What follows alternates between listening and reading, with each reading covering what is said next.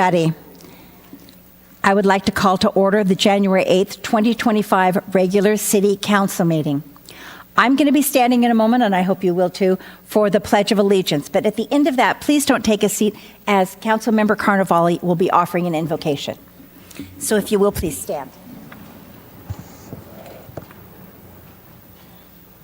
I pledge allegiance to the flag of the United States of America and to the republic for which it stands, one nation, under God, indivisible, with liberty and justice for all. I'd like to take this time to have all of us have a moment of silence for President Carter, who has passed. And let's keep in mind the first people that show up, the fire and the police department down in Los Angeles, the families that lost their homes, the victims that's going on. Let's just have a moment of silence for them, please. Thank you.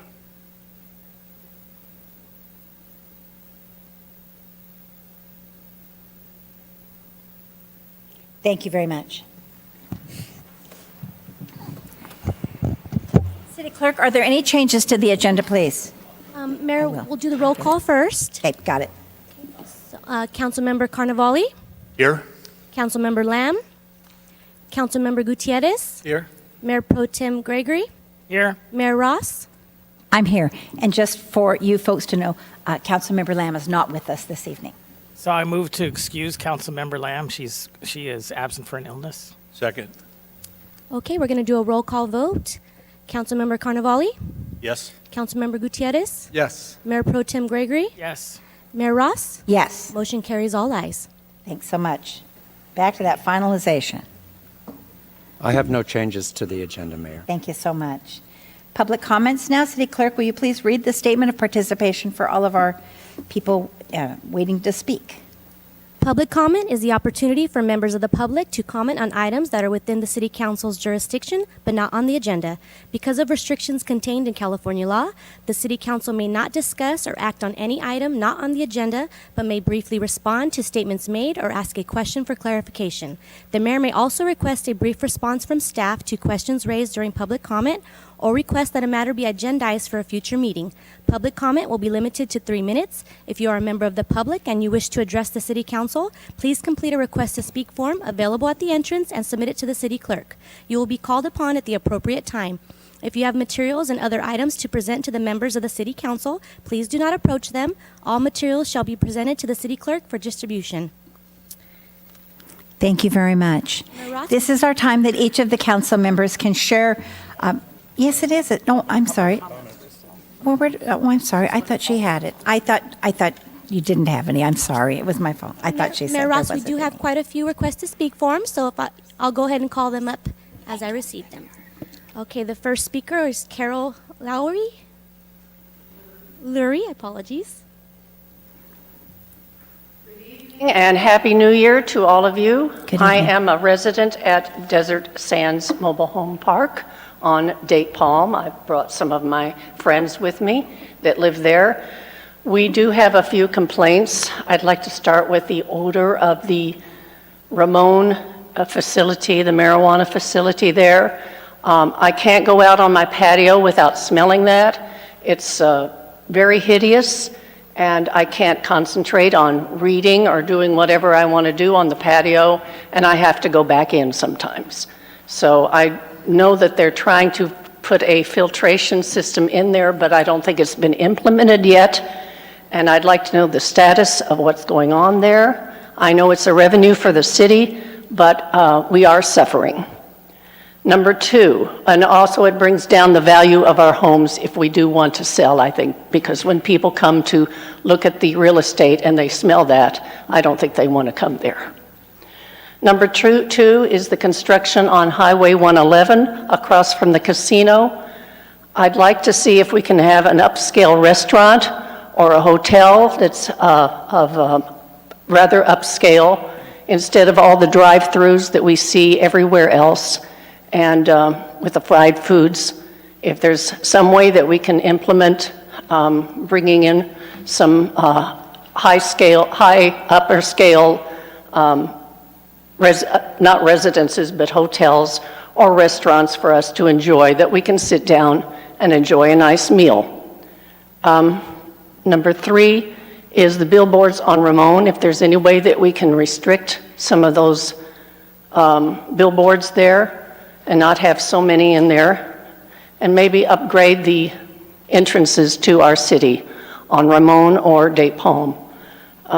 Also, at Desert Sands Mobile Home Park, we have trouble getting out from the entrance there with oncoming traffic from the 111. Maybe we could think about, because they're building some new apartments there, putting some a traffic light there for us.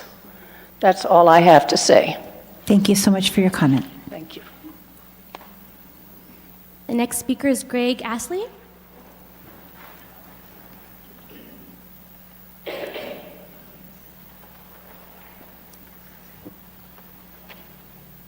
Yes, my name is Greg Astley, and I was last here, I think, in October, November. You might remember some of these faces here. They probably repeating here.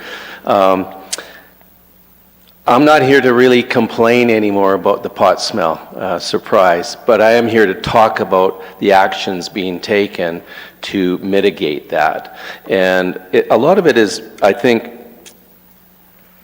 we can come here over and over and over and over, and we can inundate you with petitions and pleas that, you know, and our concerns to be addressed about the smell. You know their smell, it's significant.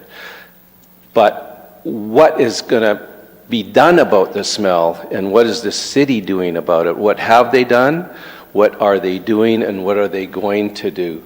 And I think a lot of that is, I know you can't speak back to this, but I called in earlier today, and I think it would be prudent of the city, if it's all possible, that you could communicate to the citizens in the city, your electorate that elected you says moving the city forward. But we've been stagnating on this for a couple of months. We don't know if it's going to go on for a year, 2 years, or a month, or what you can actually do, what tools are in your chest, you know, using citations and violations and ticketing and looking at the zoning and going back, doing your research. I think you've probably had a fair bit of time to do that and are drawing some conclusions. It's an expensive plant.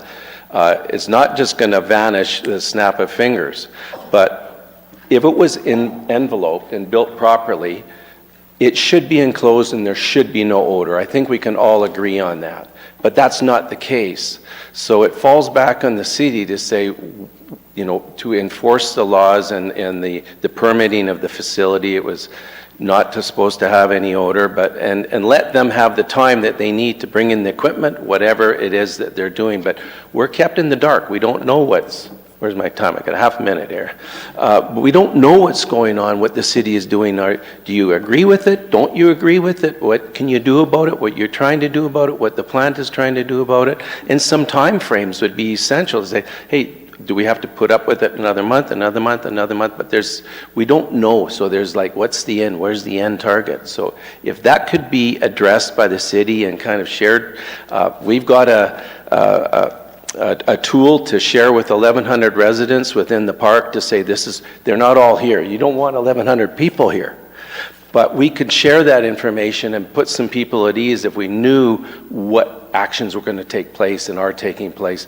If that plant spends $40,000 for a mister or something, great. Doesn't seem to be working. But if we knew they're going to implement some more equipment and some other alternatives, that would help us out. We just want the smell gone, but we need some feedback from the city. That would be really helpful. So I think I'm just going to end at that. And yeah. Thank you. Thank you for your time.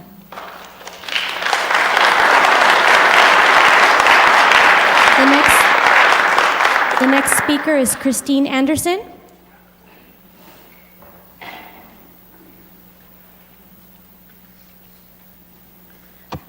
Christine Anderson. I'm a resident at Outdoor Resorts, Palm Springs. I live here in Cathedral City. I'm just going to share some communication with that I received from your city in 2021. I have an allergy to hemp, which unfortunately I get to breathe in daily now. Not hemp exactly. It's a derivative of. My breathing is suffering. My eyes are suffering. I've been in the hospital once already down here. Had to go back to my home in Canada to get some fresh air. I don't get a full good breath anymore. But you your city sent to me. Hi, Christine. It's our understanding that the facility is being built to specifications to prevent odor release. This is a new building, not a reconditioned building that occurs in other parts of our city. Well, we know what they're talking about there, Perez. It often takes time to determine where a leak is. This isn't a leak. They're putting this out into the air. The city municipal code requires the operator to mitigate all odor releases. This isn't being done. You wrote this to me. The city, you should be standing behind what you've got, what you're telling your citizens. I bought here in 2014. We looked around. We drove by Perez. We looked at Oasis over here. We looked at all the other spots. We chose clean air. And I think that we deserve clean air. You right now are not giving us anything like that. Everybody's health is being affected. I have grandchildren in there. They're breathing in this every day. And it's not an hour a day. It's every day. I phoned here yesterday to talk to your compliance officer. And the lady who answered your phone says, oh, I live on Perez in the apartment over here. I just got used to the smell. That's from your front desk here. Spoke to the next compliance officer. He says to me, you know what, we're doing what we can, but we can't shut them down without cause reason. Cause reason? Are you crazy? Go out and breathe that air. The third general, or second, his supervisor says to me, what do you want us to do? Go kick down the door and serve them with a warrant? This is verbiage.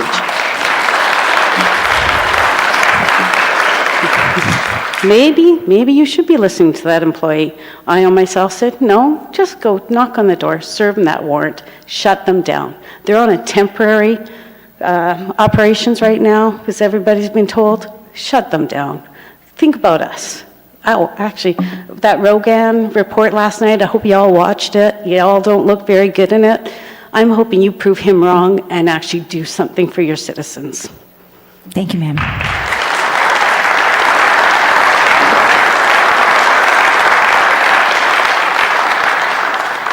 The next speaker is Debbie Price.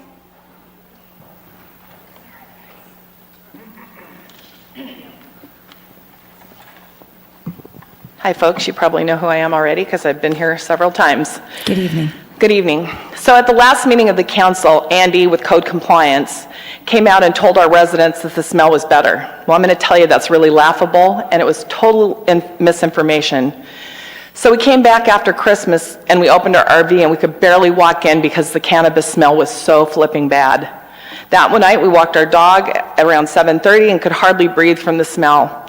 We looked over the cement fence and we noticed that there was a mist or a fog, and whatever it was pouring out of those vents.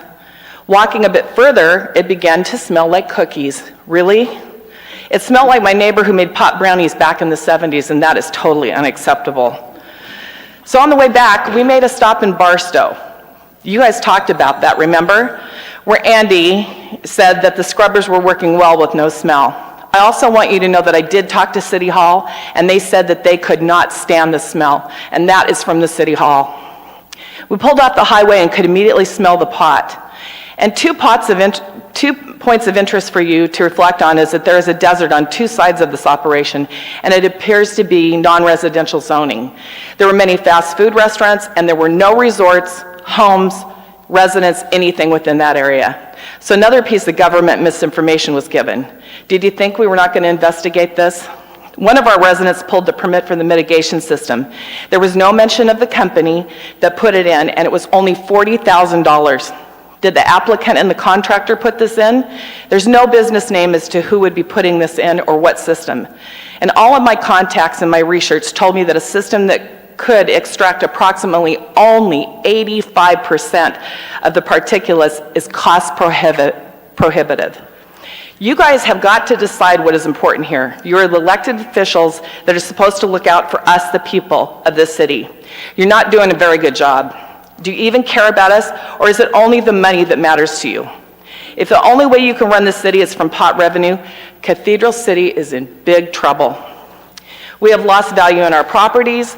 We cannot enjoy the outdoors because, contrary to what you think, Cathedral City and our resorts and homes stink. We have residents with health issues that are exacerbated because of what is being released in the air. Does someone have to end up in the hospital for you to listen? Every morning I get up and I feel like I have glue in my lungs and I have to cough until it's released.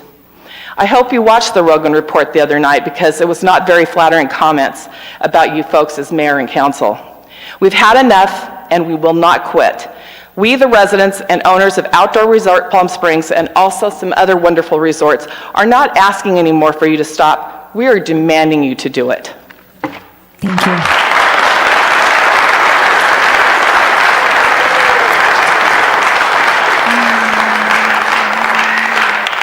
The next speaker is Janet Ream.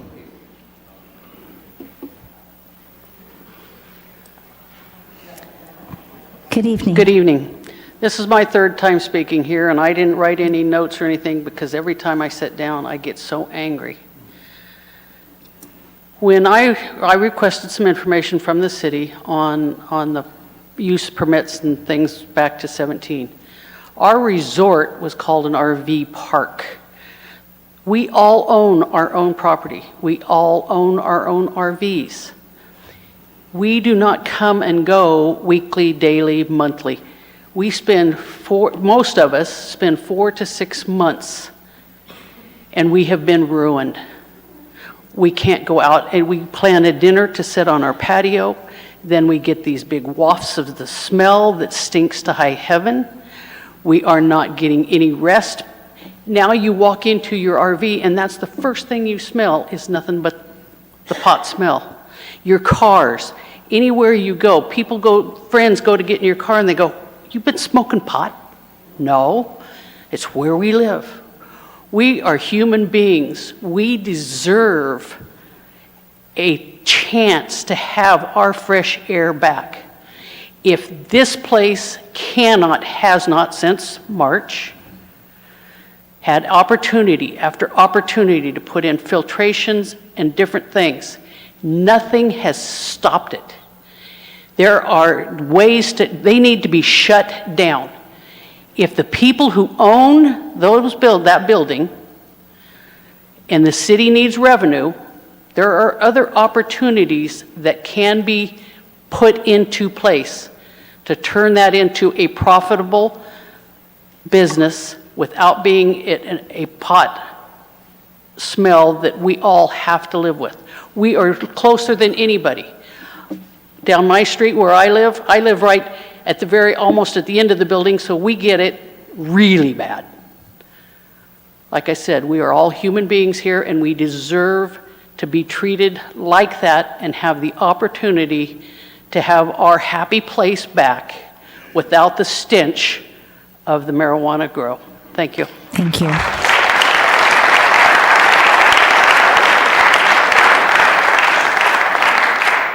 The next speaker is John Bowden.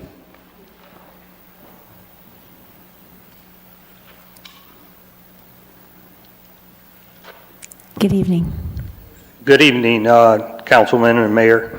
My name's John Boudin. I have been an owner at Outdoor Resorts since 2017, March of 2017. I do not have a prepared statement, so I'm just going to wing it. I want to let you know that over the past 6 years, I've been a board member at Outdoor Resort. Last 2 years, I was president. At this time, I am not a board member. So I want to let you know I'm speaking as an owner, not as a board member. When I first was on the board back in 2018, from speaking with the other board members, there had been town hall meetings at the resort when they were looking to do zoning and approval. And at that time, the resort decided not to oppose that property because we were going to be a good neighbor, and they were going to be a good neighbor. They promised a dog park for us, which we still don't have. So we went ahead and built it ourselves. What I'm hoping is that we don't have to put up with this smell for another 7 years like we have waiting for the dog park, which is supposed to be in part of their planning when they open up. So what we're asking you to do is try to come up with a timeline that we can get this addressed. I realize this isn't going to happen overnight, But as you hear, the people are very upset, and it's not just our resort. If you're over there, I smelled it 2 days ago from over at Duval and Dinah Shore. So that means it's got to be going by the high school too. So we're asking you to please do the right thing, please work in the right direction, and see if we can get what was promised to us. They told us at those town hall meetings that we were going to not smell a thing. They were putting in a multi-million-dollar system, and everything was going to be fine. We all know that's not the case. So please come up with a plan. Please come up with a way to address this, because it's not going to go away. It's only going to get worse as they expand their operations. So please consider that. Thank you very much. Thank you.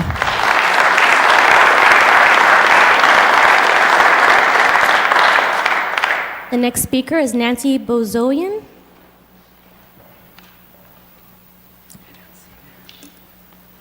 Good evening. Thank you for the opportunity to speak today. This is the first time that I've been here, and we've more recently returned to the desert, and the first day that we got here, we couldn't believe the smell. We guessed and suspected right away that it was probably the cannabis business that had just opened relatively recently on Ramon. We're very concerned about the odor. It's a daily occurrence, AM, PM. Seriously affects our quality of life. We had family come to visit over the holidays, and they normally love the smell of the desert, and they couldn't believe what they were smelling when they came to visit in December. We're not able to have our windows open or be outside, and we're concerned about the home value as well. I did just a teeny bit of research, not nearly as much as all of these great people have done, but the Cathedral City website says visitors come for the resorts and restaurants, majestic mountains, desert flora, scenic golf courses, and then they stay because of the numerous festivals that we have here. All of those things are outdoor activities. They're all jeopardized if the people are going to be smelling this odor. The beauty of living in the desert is to bring the outdoors in. Early modernism architects pioneered this vision. Early pioneers came here for health reasons, for tuberculosis and asthma. That said, can this facility be odorless? Was this a surprise to the city when this started smelling like this? Is there a filtration system that can actually mitigate and stop this? In looking at the Cathedral City Cannabis Company website, it says it's California's largest indoor grow facility. They've got two different sets of numbers. On one page, it says Phase 1 is currently 200,000 square feet, with Phase 2, which is permitted but not built yet, an additional 150,000 square feet for 350,000 square feet. When you click on the button to next page, more information, you get a different set of numbers. You get 325, 168 for a total of 483,000 square feet after Phase 2 is completed. If this is the largest facility in California, it's going to have the largest odor, and we are right next to it. Cathedral City, I think, is going to get the reputation as a city to avoid in our beautiful desert due to this odor. Thank you very much. We appreciate your help. Thank you.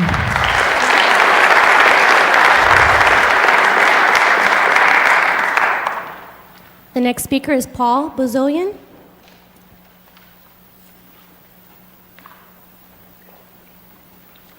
Hi there, and thank you for your time. Good evening. I appreciate it. Good evening. I live about 2 miles east of the facility, and the stench is absolutely disgusting. From every day, again, we can't keep our windows open, can't go outside for a walk, can't go outside on the deck, can't go outside for a run without the stench. And medical responses, asthmatic responses have been reported to me. Okay, that's a medical condition. It's not a nuisance. People have headaches, nausea, okay, tightness in their chest and their throat. This is an immediate problem, and I respect what everybody said. People have been incredibly articulate and thorough. I don't think a plan is going to fix it. You have to have some action, okay? Plans are nice, hope is nice. We have to come up with a solution and action. And I would like you to think really quick, just long term, and a little theoretically, of what kind of message are we sending to these kids at the high school? Okay? These kids are there trying to learn, trying to develop brain power, skills. articulation skills, thinking skills, and they're sitting in a room full of dope smell. How are those kids playing athletics out in that field? How are they running around taking in this smell? You're telling them that revenues are more, and dirty air is more important than them learning and developing skills? That's disgusting. What kind of message are we sending to these people? We need to think short-term about fixing this problem, and we need to think long-term about what message we are sending to these young people. It's the exact opposite of what we're trying to teach them. Clean air, community responses, being responsible to your fellow citizens. That's exactly what we're not doing. And I think we should really think about that. These poor young kids, I don't know how they're concentrating to take a test. It's just really a really bad message. I appreciate your time and efforts. I'm not saying you're in a good situation, but I expect people to have results. I really think the people deserve that. Thank you. Thank you.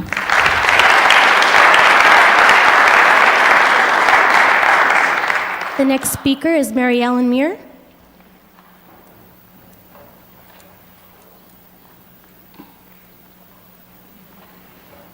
Good evening. Good evening, Madam Mayor and the City Council, and thanks for this opportunity. As Debbie had mentioned, we had a meeting after the meeting in the vestibule with Andrew Firestein afterwards, and since you all were not there, I wanted to let you know exactly what he told us. And I'm going to quote what he said, and I actually have it on video on my phone if you would like a copy of it. I'm quoting, he said, "That system was installed the Friday after Thanksgiving, and from our observation, staff's observation, that system has reduced the severity of the odor. I want to be on record that it has not reduced any odor. I expect that your compliance people mostly work 9 to 5. In fact, when I called to leave a message today, I found out the gal that answers the phone works, and she stated, Monday through Thursday, 9 to 5. They need to come over when it's reported. And you have records of when it's reported. It's all hours of the day and night. They need to go over then so they can experience the truth and not the lie that they believe to be the truth. Thank you. Thank you.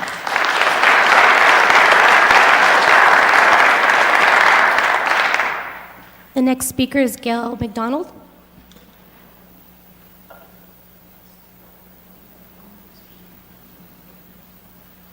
Good evening. I'm Gail McDonald. I live at Outdoor Resorts, tad nervous. We rented for a couple of years and we liked it so much that we bought a lot there. So we've been there for 10 years. I too have problems with my breathing. I have some other health issues. Last year, like we enjoyed our time right up until then, and then the smell and the odor is so horrible and disgusting, and you can't be outside, you can't be inside. You're outside, you want to go inside so you don't smell the smell, but inside you smell the smell. I was gone, and I keep on reporting, like everybody, I keep on reporting every time I smell it, and it becomes a real ritual. And I too feel like what other people have said, that we don't really know what is being done. We come, we talk. This is a conversation that we have in our resort daily, multiple times a day with everybody that I know. It's consuming. We came here to spend our time in the desert. We love it here. We've always loved it here. We have friends here. But it really makes you think about whether you want to be in Cathedral City anymore, because it's not the place it used to be. I can go to the grocery store and be so inundated with the smell at Staters that I have to actually leave that aisle. I've never been like that in a grocery store. In all the other stores around there, the same thing has happened. I agree with the man before me about the high school and the kids. We've got little kids. Like, why should they be subjected to this? We don't even really know for sure what's in the air. I venture to say that none of anybody on council would want to live right next door to that facility. We were at home in Canada for 3 weeks, came home last night, drove to the gate, hits you just like you wouldn't believe. Drive down Golf Course Drive, around the corner to our place, same thing inside. Get inside our rig, same thing, smells. Today was horrible. I know it's windy, but it was just overwhelming. You can't open your windows, because if you do, you're smelling, and it's just nonstop. And I really think the citizens deserve clean, healthy air. And I just wanted to say my point, because I agree with everybody else beside me that's come up here, but I really hope that there's a plan. I hope that City Council will talk to us and let us know, because we do come, and we come and come and come. We just feel like, where are we getting with this? Thank you. Thank you.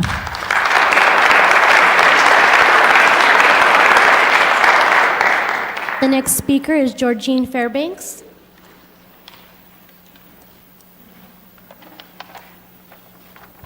Good evening. Good evening. This is the last thing I wanted to do because I'm one of those people that doesn't like public speaking, but I'm here to represent the city of Rancho Mirage. The pot facility was the main focus of our board meeting, and in full disclosure, I am on the board of Mira Vista. We had people yelling, "What is this? What is going on here?" I have a written text, I'm going to go off that text with it, because this is going to start affecting financially the city of Rancho Mirage. As you all know, there's a very large golf tournament that's held there. We can smell it in Mira Vista. I called an attorney and talked to him. He can smell it on the corner of Duval and Gerald Ford. This is all over. When we talk to people, it's the topic all over of what in the world is going on in Cat City, and why would you allow this? You know, why would you take a city and turn it into Stink City, which is what people are starting to call it.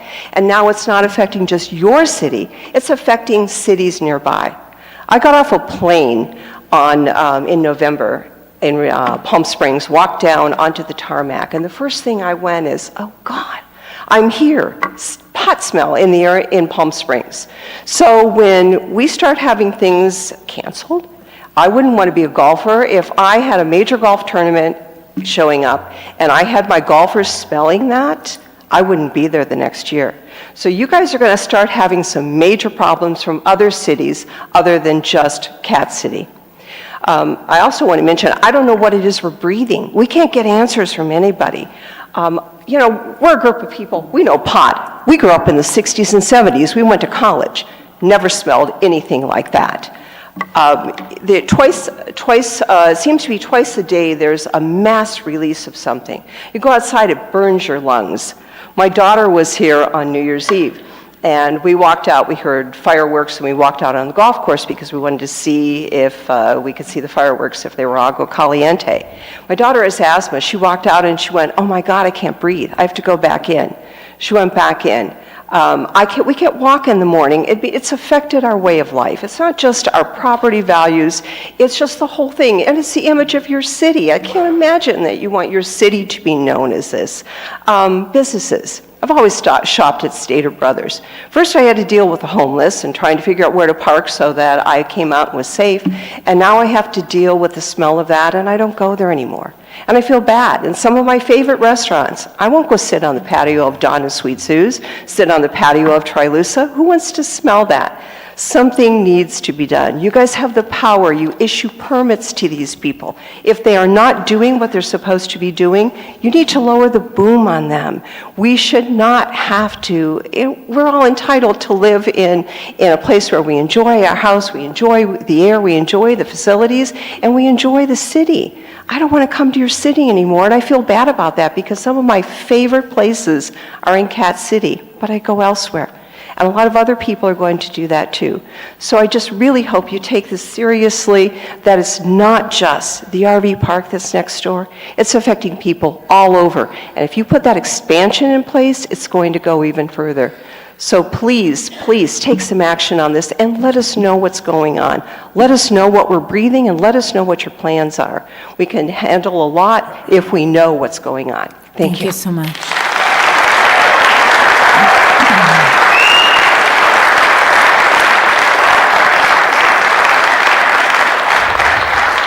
The next speaker is James Hodgson.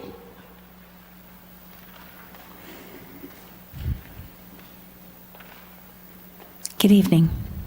Hi, I'm James Houchin. I live at Mira Vista, the same community that Janine lives in, and the odor is overwhelming, and something needs to be done about it. And I remember when they reported before the facility was built that they were going to have filtering systems that wouldn't allow any odors to be emitted into the atmosphere. Obviously, that's not true, and so something needs to be done, and it should be done quickly. And I worked in the printing industry. When we emitted any kinds of odors or chemicals into the air, we got fined, and we had to purchase afterburners so that none of that material would go into the air. It would be burned up. So maybe a system like that needs to be looked into. That's all I have. Thank you. Thank you, sir.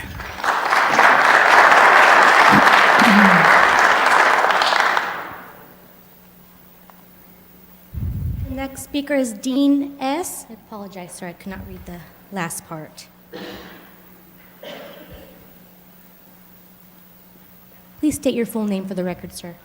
My name is Dean Stavkowski. Good evening. Good evening. Just recently, I've installed an air monitoring system at the resort for a group of us that got together about it. If you look on the Air Resources Board, there's only so many of these monitors throughout the city. City of Cat City has none. So we have one now at the resort. And as I'm speaking, it's actually reading twice as high as everywhere else around us. I'm just letting you know that we're going to try to get a couple more. It's more information. It's more information for the two gentlemen in the back that it is happening. I would love to have you come to my barbecue at our place and have a conversation, and the conversation would end up something like, hey, what's that smell? And you're going to tell me it's been around for a year and a half, 2 years. And it has. Yes, they're trying to do something, but they have no clue what they're doing except appeasing by pushing it out another 30 days, another 30 days. You have the ability through your permit and your code that says if the air within that facility goes outside of the building and off the property, you have the right to shut them down. But all I'm asking you is go back to the council and say, listen, we have the power to do it. I was at a party last night over at the resort, and this place stinks. It actually, I have to say, my grandkids came over. Said, Grandpa, this place stinks. All these people can say the same thing. We're passionate enough about it. We're spending our own money to put monitoring systems out there. You can look at it. It's live. It's equal. It's for the whole, anybody to look at anytime they want it. And it is showing there is a problem. And that's only been up for 2 hours. Wait till we get the data, and it shows more and more. It records it. It holds it. I'm just asking, somebody needs to grab the bull by the horns. I don't know which one of the 5 of you can do it, but someone's going to have to put it to the ground and put those people to task to not have any more vapors, you call it what you want, odors, pungent. I'd rather live next to a sewer plant because they come with a higher standard in ventilating their sewer gases. Thank you. Thank you, sir.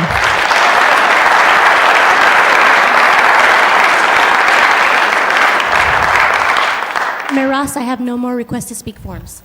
Thank you. Thank you all for your time this evening. I do appreciate it. Find my glasses here. I think so. Mm-hmm.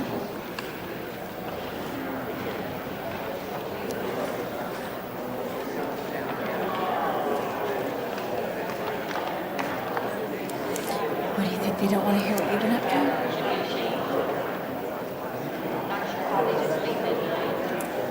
Okay, my heart goes to it. It does smell. It does smell like that.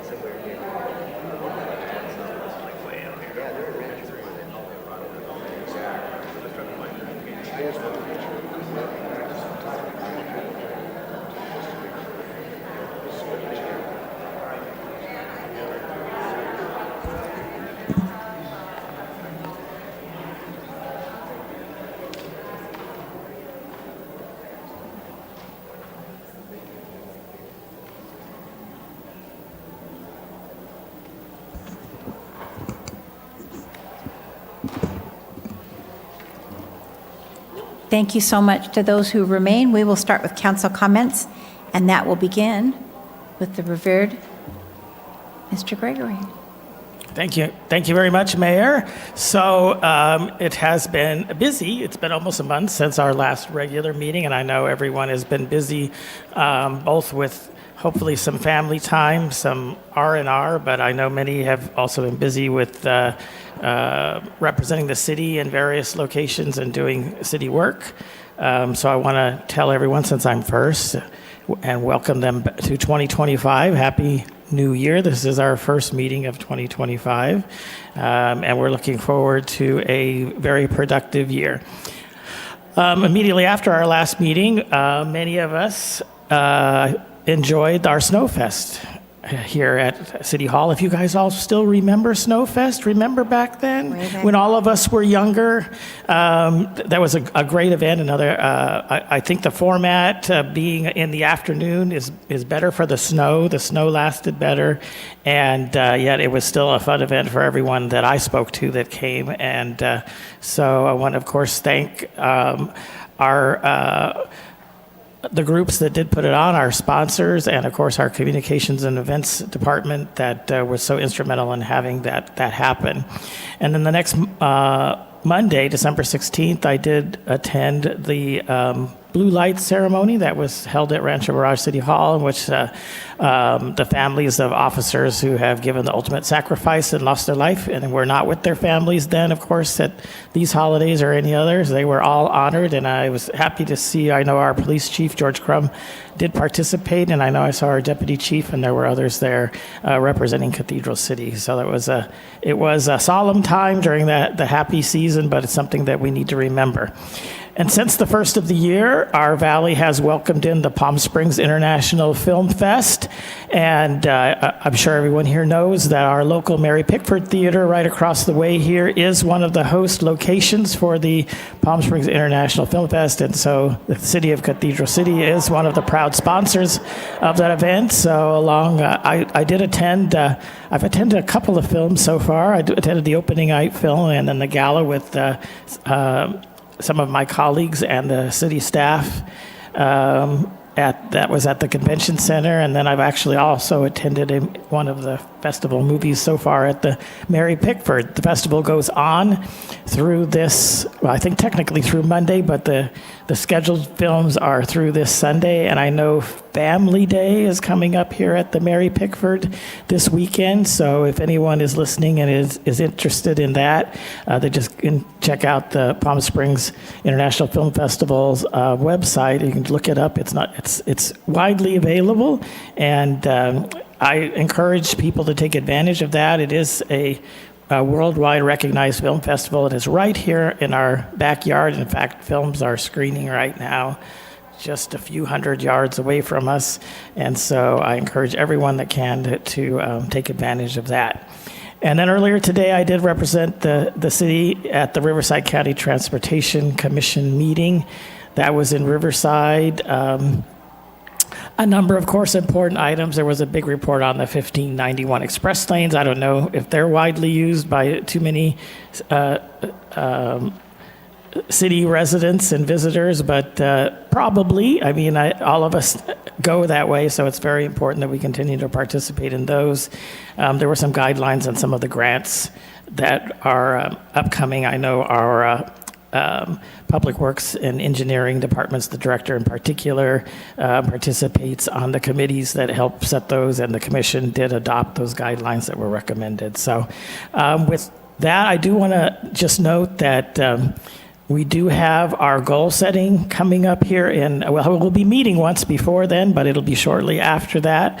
So this is the time of year where we look back at our goals again that we've had and the progress that we've made, and then we set new goals for the next year plus going forward. So if you're interested in that and you're listening, make sure that you watch the website. We'll start having, in a couple of months, we'll start having special meetings covering the departments, and it's a great time to learn all about Cathedral City, and if you have input, to give some input. That's as far as the budget meetings going. So we're also in a budget cycle besides the goal setting. So it's going to be very busy here in 2025, but I know we're all up to the task. So thank you very much, Mayor. Thank you, Councilmember. Councilmember Carnevale?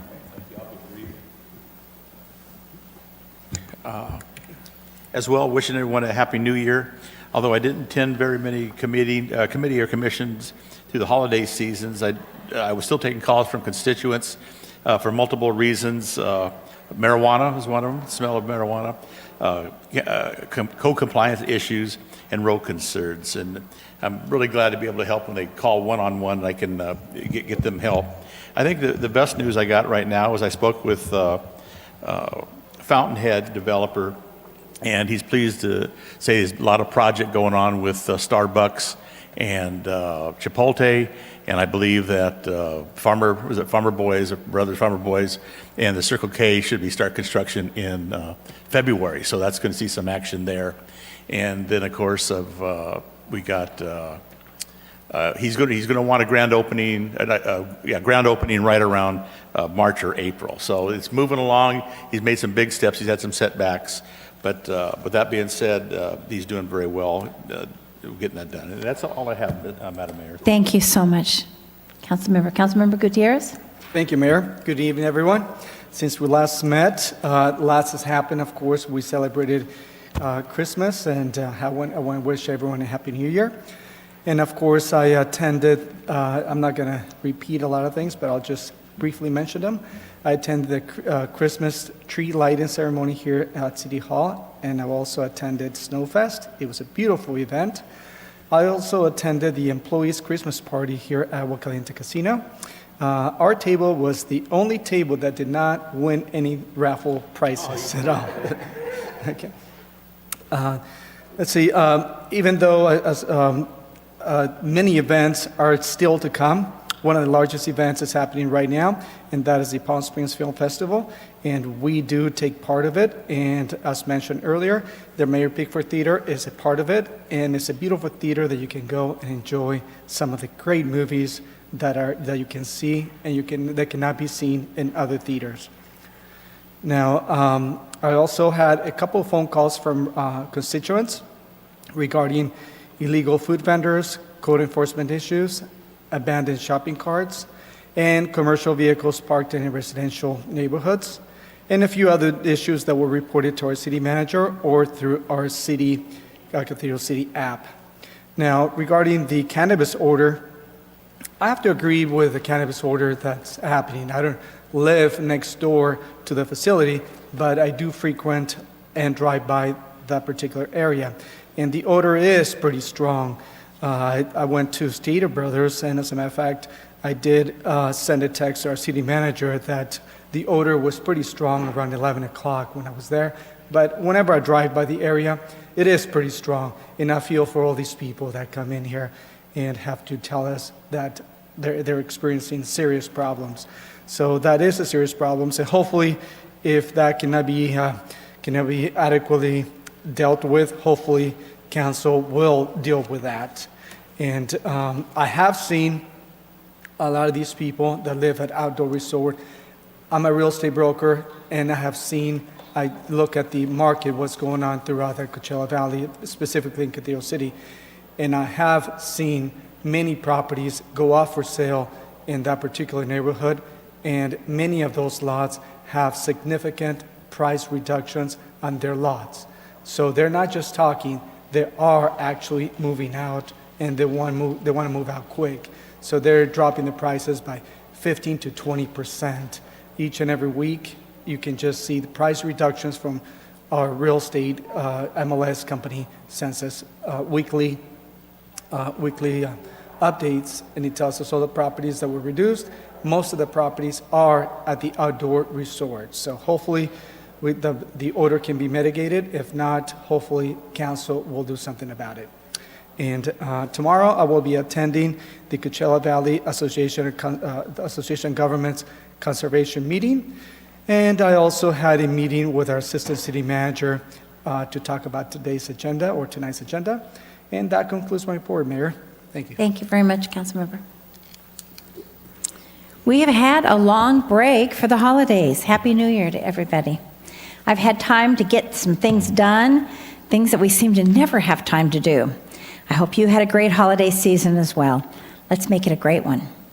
Bob and I attended so many holiday parties, I thought about just not changing clothes, but he was quick to share with me the error of that plan. Also, we were married on Christmas many years ago, so it's always another great reason to celebrate. I had 2 commissions that I needed to help over the break. It's a great time for us to look to the future and make some solid plans. It is always a pleasure meeting with people, and I took 4 citizen meetings over the holidays. Additionally, I met with Karen Riley of the famous Scrap Gallery, and we helped each other with some thoughts of wonderful ideas for the future. Most of us attended the International Film Festival, and I believe it was really one of the best I've been to. Not one of, it was the best that I have been to. So many celebrities attended too. I am gregarious, so I had a blast just meeting strangers and coming up and finding out who they are, where they're from, what the heck they're doing there. I've spoken twice now with a gentleman from the John F. Kennedy Foundation who works on the Ophelia Project, which supports girls in grades 8 through 12. It provides a supportive environment that helps with self-esteem and helps the girls graduate on time. The Coachella Valley Ophelia Project girls have a 100% graduation rate. This is amazing, and I'm going to see what I can do to help. If this is something you'd like to know more about, please feel free to reach out to me directly. Yesterday, I was absolutely giddy about being invited by the White House for the declaration of the Chuckwalla Monument. Got all the way out there, and of course the winds had it all canceled. But the important part was that the 620,000 acres has been saved as a monument. And I don't know if you know what a chuckwalla is. It's a little lizard that lives on that land. But that little lizard and all of his friends are going to be protected in memorial. That was a tough one. And for those who did not know, this is just one of 2 pieces that are going to be monuments by the end of this week. I think there's another one right up next to Oregon. And lastly, it is what we call the season, which means it's great weather, snowbirds by the thousands, and galas. I will be attending 3 galas, one on Thursday, one on Friday, and one on Saturday. I love being mayor, I love being able to help others, and honestly, it's good to be me. Thank you. All right, you all should have smiled over that. It's good to be me. Okay, it's good, it's good. Christina, can you please read the consent agenda for us?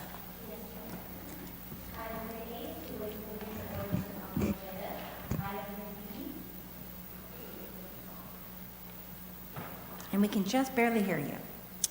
I'll start again. Item 3A is to waive full reading of ordinances on the agenda. Item 3B is to approve the minutes of December 10th and December 11th of 2024.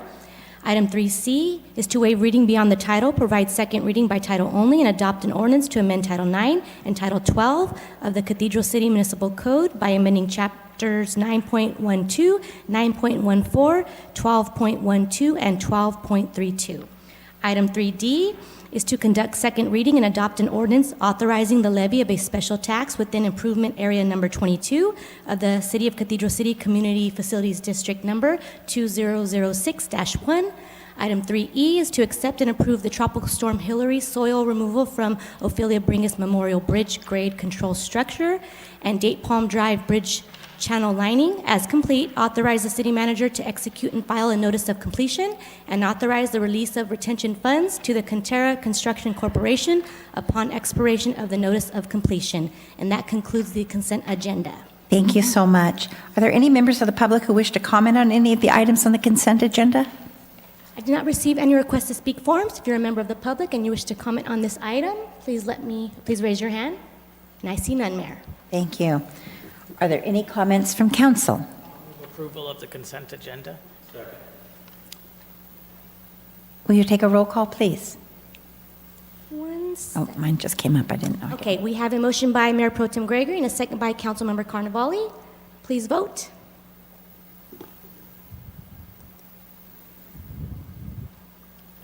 Mine hasn't come up. It just says voting not available.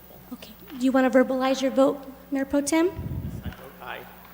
Aye. Okay, motion carries. All ayes. Thank you. Do we have a motion to approve the consent agenda? That was it, Mayor. Oh, I'm sorry, it was part of that. I'm sorry, we just did that. I checked the wrong thing. We're moving on to public hearings. General Plan Amendment 23-002, change of zone 23-001, and Design Review 23-002 for development of a 204-unit apartment community. City Manager? Thank you, Mayor, members of the council. Cindy Schultz from our planning department is here to present this item tonight. It is something that's been in the works for a long time and has been through the Architectural Review and the Planning Commission, which she will report. And the item before you is to give first reading to the ordinance and approve these items. So, Cindy, take it away. Good evening, thank you. Thank you, City Manager, Mayor Pro Tem, and members of City Council. Thank you. The item before you this evening is a project known as the Wren, as has been introduced.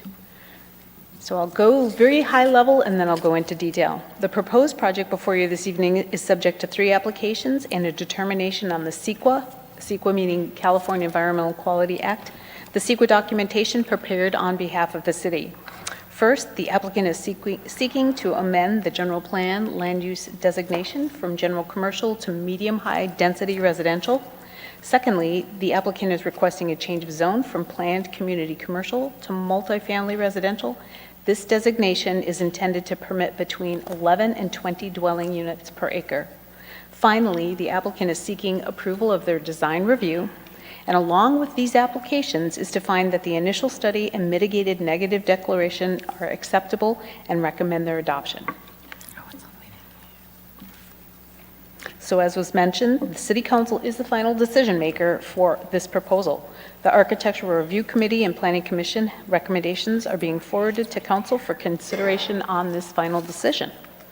It's been noted for the record, and I want to point out here that previous documentation included a typographical or what's called a Scrivener's error, which referenced a previous version of a land use type in the general plan. The documents have since been updated and the analysis was conducted based on the density in a category that's been renamed since, in some years back, it was renamed to medium high density, but was previously referred to as high density. This typographical error does not affect the recommendations, and again, the analysis was completed based on the details stated in the proposal. It was based on the numbers and not the labeling. The ARC heard the item on October 16th of 2024. During that meeting, there were no public comments, but the ARC did recommend the project based on the design, and they supported the idea of having more housing in the community as well. The Planning Commission heard the item November 20th, 2024. That was a public hearing. During that public hearing, public comments were taken. Concerns were raised by property owners who live directly east of the proposal. Those comments really focused on privacy, lighting, runoff, and views. Clarifications were sought and included in the report. You should have those in your packets. Additional clarifying visuals have been provided and will be covered in my presentation. They were not previously covered in the Planning Commissioner ARC's presentations. The applicable documents have been attached in your packets. No additional comments or conditions of approval were recommended by the Planning Commission as a result of any questions that were raised either by the Planning Commission members or members of the public at that public hearing. So this slide shows the immediate site vicinity. Off-site improvements on this site include completion of the extension of the shared access between the project site and the church, completion of the northern half of the extension of Rosemount Road, including the sidewalk that's adjacent to this project, and a contribution to the future signal at Rosemount Road that's associated with this project. These two maps depict existing conditions. On the left-hand side, you see what the general plan designation is. On the right-hand side, you see the zoning district. An approved general plan amendment would change the land use designation from RMH to high-density residential,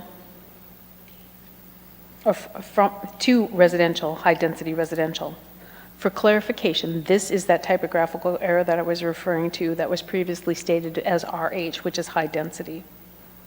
An approved zoning amendment would change the district to R3, multifamily residential, from its current commercial designation. This vicinity map depicts existing and proposed uses. It highlights those that support multifamily housing. Existing uses in this vicinity include elementary and middle schools, some grocery stores, drug stores, and convenience stores. Proposed future uses in the area include a grocery store and a daycare, along with some public service offices that are proposed for the west side of Date Palm, and retail and restaurant sites that are proposed for the south side of Rosemount. There's also a senior apartment complex near the site, about a block south of the proposal, and this is an existing site known as Heritage Park Apartments. In addition, the site is served by the Sunline Route 4, which runs along Date Palm the length of the project site before it heads west onto 30th. So the general plan is a comprehensive plan. It lists policies and actions that facilitate development that support other elements of the general plan, which include economic goals, fiscal goals, environmental, equity, and housing policies. The staff report and the Planning Commission resolution outline the findings for the general plan amendment, which are also summarized on this slide. The general plan anticipates periodic review and revision to respond to changes in demand, as well as to fill policies and goals of the city, and to further those that are listed in the general plan. The general plan amendment complies with state law. State law does limit general plan amendments to no more than 4 in any calendar year. Much of the city is zoned for single-family residential, which prescribes a very specific housing product or housing type. Policies in the general plan support diversifying the existing housing inventory to include a higher mix of multifamily structures, as well as to capitalize on opportunities such as the adjacent transit line, as well as the walkability to nearby shopping and services. The criteria for evaluating a change of zone request are contained in the municipal code and also summarized on this slide. Following with approval of the proposed general plan amendment, the proposed change of zone also meets these criteria. The project property is of a large enough site and location with adequate infrastructure and adjacent to a diversity of uses that would complement the proposed zone. These uses complement each other and support the change of zone. This slide describes the process completed to comply with CEQA.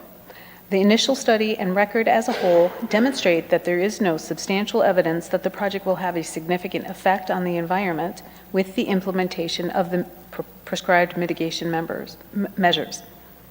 This is as expected, as the property is currently zoned to allow for commercial development. Those by right uses include hotels, retail, bars, restaurants, theaters, and development activity associated with that level of use is similar in intensity to the development that is being proposed with the change.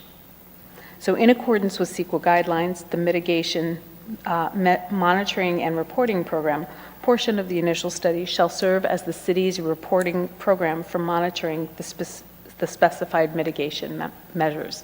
So it becomes part of the record. The tribal consultation, which is required, was conducted and concluded with cultural resource analyst from the Tribal Historic Preservation Office, confirming that their concerns were addressed and proper mitigations proposed. So this is the site plan for the entire site. What I'll do is I'll go from a high level and I'll go into detail with each one of these. So this site plan shows the proposed layout of the development. Buildings will be connected by a network of sidewalks throughout the site. The site was designed to be context sensitive and to maximize views to the west and to minimize the impact to views from the single-family residences which are on the east. The applicant located the 3-story buildings, here you see outlined in orange, further from the single-family residence and opted to locate their 2-story buildings, outlined here in pink, rather than all 3-story buildings on the site. This sensitivity to site design not only aids in buffering between adjacent uses, but also provides visual interest. The retention basin, which is highlighted in brown, provides an additional buffer along the eastern boundary. This retention boundary ranges in width between 50 feet and 150 feet. The proposal requires 306 parking spaces. The proposal includes 319 spaces. 292 of these spaces are covered, including those that are in private garages as well as those that are covered by carports. The proposal also includes 6 ADA compliant as well as 8 EV spaces, which meets both ADA and Cal Green requirements. The complex also incorporates community open space and recreational space, including pool and open green space.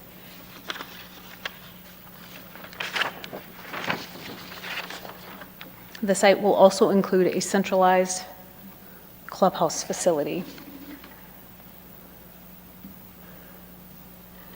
So there are 2 types, 2 apartment building types overall. 6 will be of the 2-story and 6 will be of the 3-story for a total of 12 buildings. So this one shows the elevation and design of the 2-story building referred to as the Big House. The Big House includes 10 units. The maximum height allowed in the R3 district is 35 feet. The maximum height of the Big House is just under 29 feet. Building materials and colors are coordinated to building types. The Big House is finished in the green accent color. The left-hand image, excuse me, the left-hand image shows how the parapet wall screens the mechanical equipment. Screening is checked and verified during the plan check process. The ground floor layout on the right-hand side shows access to the individual garages. All Big House units include individual garages. This image is the first of 3 such slides that depict the proximity of the apartment buildings relative to the nearest neighbors to the east. Again, this is part of that additional clarification that I requested and has been incorporated into your presentation and your packets. The location is highlighted in the inset map. These images were developed again by the applicant team in response to concerns raised during the public hearing. This image shows the grade difference, which is for this building is approximately 6 feet. The apartment building is approximately 6 feet higher than the adjacent residence. This building has the greatest grade difference of the 3 buildings that you'll see in these slides. This is the shorter 2-story building. These images also depict the minimum setback, which is shown by that arrow, and it depicts the maximum height as allowed by the proposed zoning. While all commercial and multifamily buildings are subject to a design review, these show the minimum dimensions that are allowed by right in the R3 zone district, which is the proposed zone district. For comparison, these red lines show the building mass or the envelope of a building which would be allowed to be built under the proposed zoning. The permitted building height under the current zoning, which is the commercial zoning, the current building height permitted is 36 feet and there is no setback. So I'm showing you the proposed zoning, which is much more stringent than what's allowed there now. This proposal also provides a building setback of 77 feet, which is 77 feet more than what is currently required under the current zoning. This building is the closest of all buildings to the property line as it approaches the eastern portion of the building. At 89 feet away from the neighboring house, it's almost 3 times the minimum setback distance of 30 feet from the closest neighbor. The retention basin, which you see is that depressed area on the slide, the retention basin lies within this 89-foot distance, which adds to that buffering area.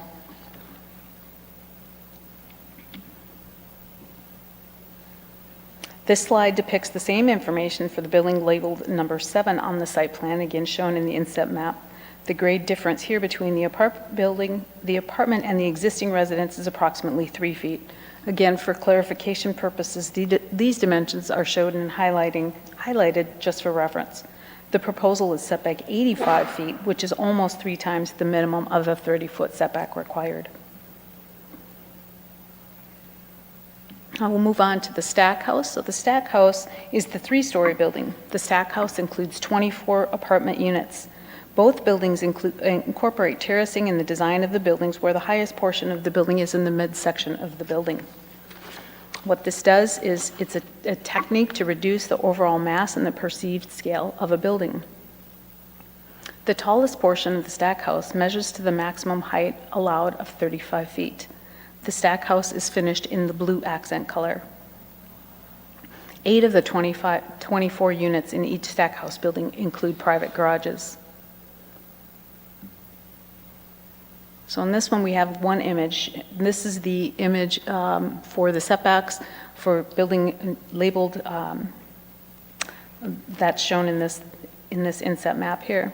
Setback details, setback distance between this building and the property line is 112 feet. So this one is the furthest from the property line, as well as the furthest from the neighboring property.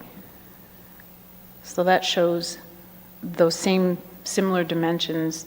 112 feet from the nearest property, from the property line, and 137 feet between the proposed building and the existing home. And the grade for this particular building is about even with the dwelling that's to the east. Now that's a lot of information. Hopefully that's all clear. The clubhouse is a single-story building, and it's centrally located within the complex to provide resident services such as management, postal, package pickup, and fitness. So these are all proposed uses within that building, and they're shown in this floor plan, and I want to point out that these are really conceptual. It really is dependent on the resident needs. We anticipate some of these may change or be rearranged.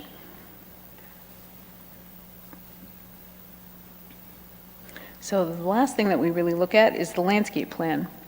As far as the landscape goes, the landscape plan does comply with the minimum standards in terms of area and species. Those are the 2 primary things that we look at when it comes to landscaping. There are more details that go into that, but the image on the right includes the extent of the site landscaping. So that's the entire site and the landscaping that is included.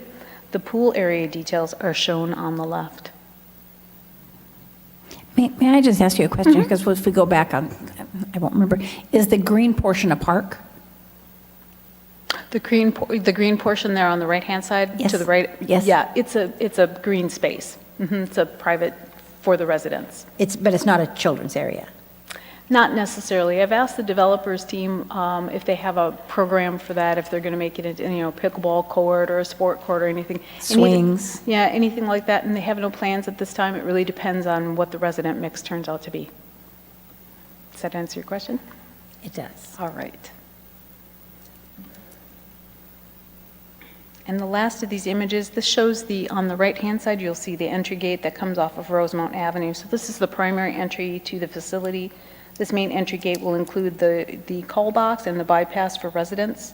There's one other access, and that's a resident access only, and that will be on the northern side of the property. And that is why the access is being moved from its current location internal in the church's parking lot to the external boundary of the church's parking lot. On the left-hand side, you see an example of the finish gate or the finish fence that will grow on the property. The smaller sections of the fence are not metal panels. Those are actually like wrought iron frame, not solid metal material. And this concludes staff's report. I am available for questions. The applicant's team is here if you have clarification questions for them as well. Thank you. Councilman? Mr. Carvalho? You're next, okay. Is there going to be on-site management on this being so large of a apartment? It's on-site management? They do have an office for management. I don't know if it'll be 24-hour or just during office hours, but they do have on-site management in the management office, yes. Okay, and then one of my concerns is the traffic around there. I noticed on some apartment buildings, you might have a family of 4 living there with the mother and the father driving only 2 cars. Then the kids become of age, and then now they both have 2 cars. So what do we do in that case? Because I don't see much extra parking on Date Palm or 30th.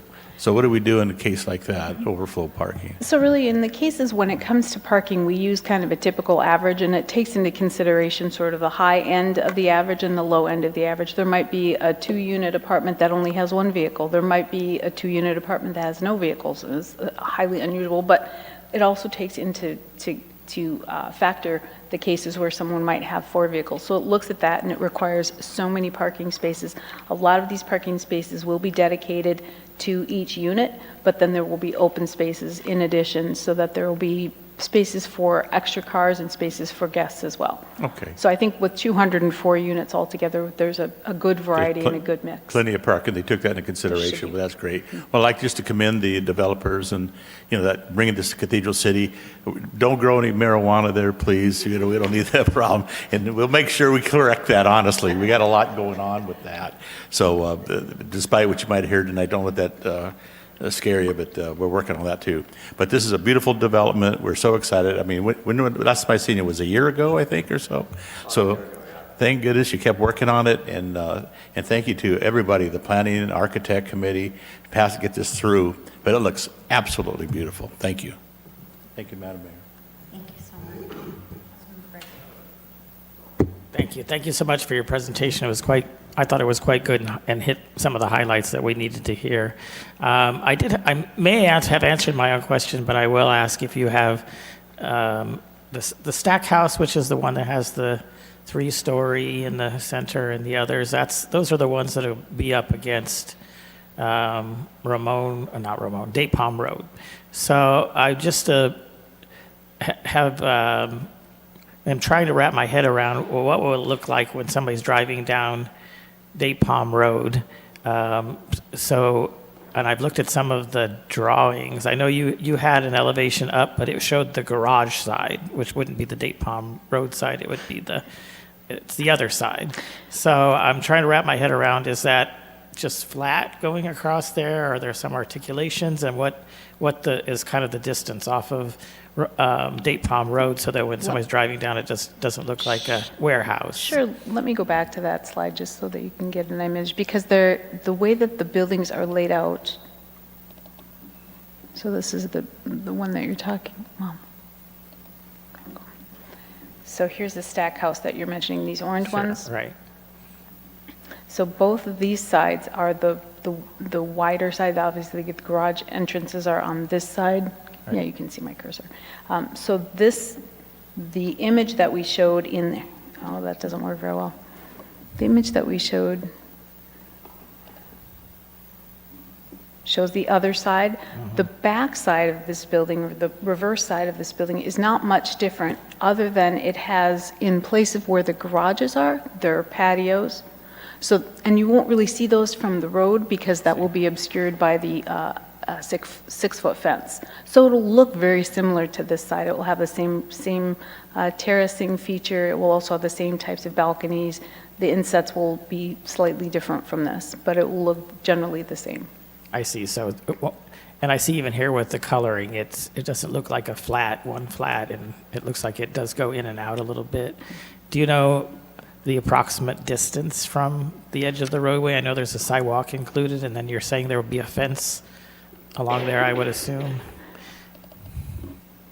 Yeah, I cannot tell you from here. Let me check my notes and see. I can look that up.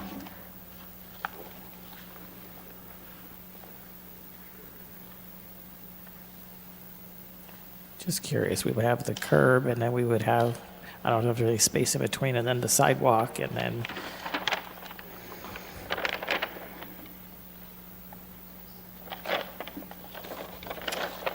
Of course, I only have a small, The wall will be 17 feet off the curb. Oh, okay. And then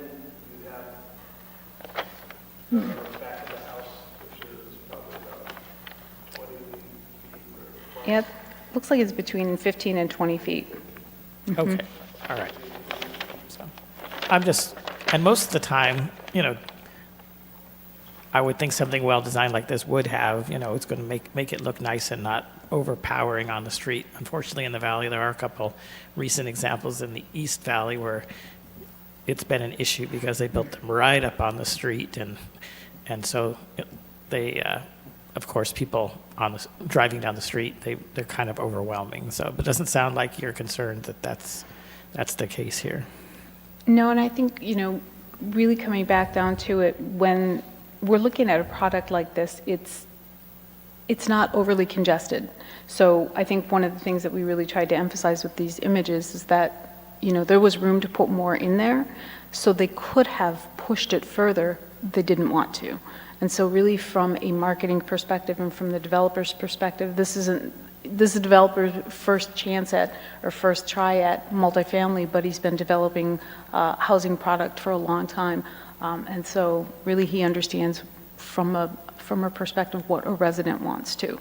So a resident doesn't want to hover over the street and wants to make sure that the resident's privacy is guaranteed from the street level as well. Good. And did I see in the materials that it looks like some type of a colored metal roof? Is that a metal roof? It's standing seam metal roof, yes. All right, very nice. Okay, that's all my questions. Thank you, Mayor. Thank you, Councilmember. Councilmember Gutierrez? Thank you, Mayor. My first question is, can you tell me a little bit more about the egress for the property as far as access for residents and also for emergency vehicles? I can talk a little bit about that. Yeah, so do you, specifically, we're looking at the southern, the one for Rosemount? Yeah, about both. I Okay. believe I saw access on both Rosemont and also on Depot. Which one's going to be the main entrance? And it's Yeah. also going to be, is it going to be gated? It is gated, so the site is fully gated or fully fenced. So this is the access that you're referring to. We've got at least 3 cars stacking here. Here's the call box, as long as you can see that. So there's room for 3 cars. There's a bypass section here, so residents can come through and get through with a transmitter without having to go to the call box. So emergency vehicles have a bypass to get past this. I'm not sure if that's a transmitter, if there's a code. I'm not exactly sure how that works, but there is a requirement to get through with some sort of a bypass feature that they can get through without having to wait in this queue line. And the access, I believe I saw access also on the Dapon side. Is there access? There's not access on the Date Palm side. The other access is, go back to this one. Let's go to this one. The other access is in this general vicinity here. So as I was mentioning, this is the current configuration of this driveway. The applicant has worked diligently with the church to meet the church's request to benefit their parishioners to move an access here that will be for the residents, so that instead of the residents going through the internal portion of the church, they'll use this external portion, this external boundary of the church to access. And that will be resident in and out only. And I see that there will be a traffic signal be installed on Rosemont. In the future, yes. There are 3 developments that are associated with that traffic signal. There's the one on the west side where the proposed shopping and childcare is, and then there's the other proposed Rosemount storage and its retail, associated retail just to the south. Now, the retention basin, I do not see that being landscaped at all. Is there going to be any landscaping, any sort of thing done to it, or is it just going to be? There isn't any landscape that's being proposed for that area. I don't know if it's prohibited. I'm going to look at John and. 3 to 6 inch angular rock slopes to keep the stability, but the palette for landscaping will be on top. Okay. With an open bottom for And how many of those of the three-story buildings are there going to be built? There are 6 of the 3-story buildings and 6 of the 2-story buildings. And the locations of them, from what I saw, can you show me the location of them again, please? So is that all the orange or light brown The orange buildings? ones, yes. So those are the 3-story. And the height of those is going to be 35 feet, I believe? The maximum height is 35. So as I mentioned, there's terracing, slight terracing to those. So I don't know off the top of my head what the lower portion is, but the highest portion reaches 35 feet. And are there any of the units going to be available for low-income housing? None of these are slated for low-income housing. Okay. Now, the perimeter fencing, do you have any images, proposed images of the perimeter fencing? So this image shows an example of the perimeter fencing. We asked them to put in alternate fencing in here, alternating panels in this fencing, and that provides for visibility and for visual amenity, as well as it gives them more opportunity to add more landscaping. So this, again, this middle section here, where it says WI, the 8-foot section, that is a wrought iron, it's not a solid. Yeah. Now, I do have a little bit of an issue on the perimeter fencing on the Daypalm side. If the developer can, there's a fence, it doesn't take that much more money-wise to build it, but it's a decorative fencing, especially on Daypalm, since it's such a busy entrance to the city. I want to make sure that if the developer is willing to actually take a look at a property that was built in Palm Springs, and their fencing, their perimeter fencing of their property is absolutely beautiful. And with this fence being such a long length and in such a busy avenue, if we can modify that according to better beautify the city, because I don't believe this fence will, from what I see, I don't think that is what I would like to see on Daypalm. If I'm driving through the city or as a resident or a visitor, I think there's better ways that we can actually build this fence, especially when there's nothing there. And all it is by laying or putting different types of concrete block to decorate it, it takes more of a design than just this simple design. The buildings are beautiful, but I think we can do a much better job in the perimeter fencing, especially along Daypalm. And I can provide them with the address of the property that was built in Palm Springs, that is absolutely beautiful, that can complement what's being done, what's being built. I can also share, we can go back one page here to the landscape plan. By changing the fence, would that hold this project up? Changing the wall? I don't think it would hold up. It's been approved by architect committee. I don't want to see this project delayed over a wall, and it's been approved. I'm sure this can be approved, or it can be reviewed by architect committee or the architecture committee or by the developer and come up with if it will improve the site. I would definitely recommend to go, I don't want to delay this project, but I would love to see this project build a nicer fence along the Daypalm. Would that have to go back to architect, Charlie, for approval? And we don't even know what you're talking about. No, you can approve the project as proposed tonight with the recommendation that they go take a look at that and incorporate features that would enhance, I guess you could say, the appearance of that wall. But I could go along with that. I just want to see this project. If you're willing to then trust that will happen.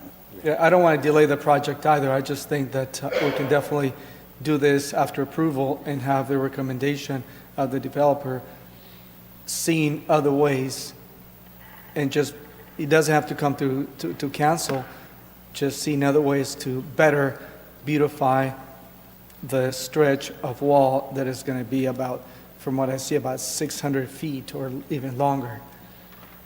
That I think it will really enhance the beauty of all of this project.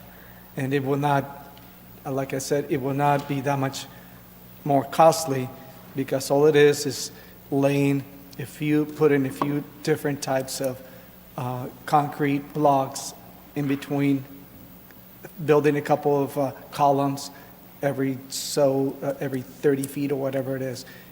I would really appreciate it if you can actually, if I provide you with the address where this property is located, where this fence is located.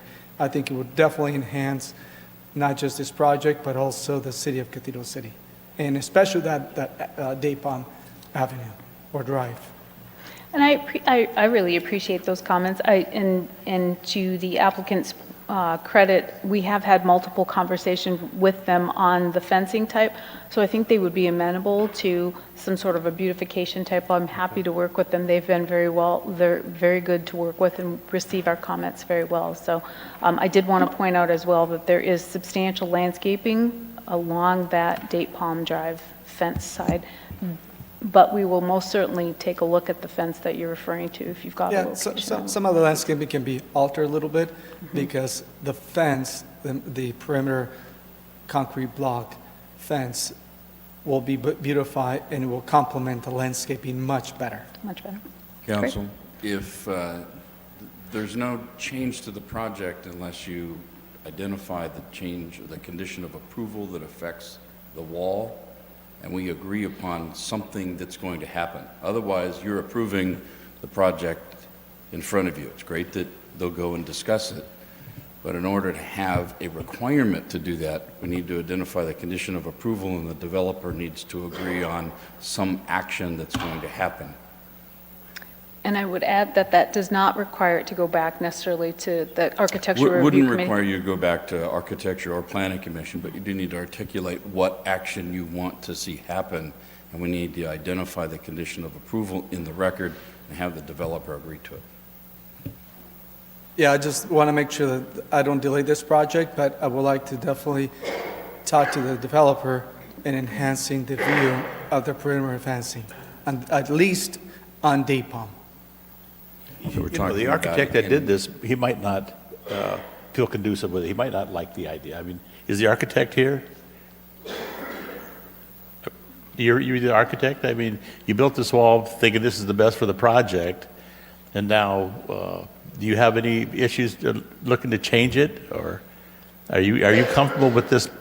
So far, we've been very... They should come up to the podium and... Come on up. Hi there, Stefan Vogel, developer. It's my architectural team and my civil team. Thank you for the comments, appreciate it. I think, you know, I can say so far, it's been not the first go around with the different departments of the city, and we want to build a project that we're proud of and that you guys are proud of, that the city of Cathedral City can be proud of. We made several changes to this design based on feedback that we received so far from the city, and we're open to continue doing that.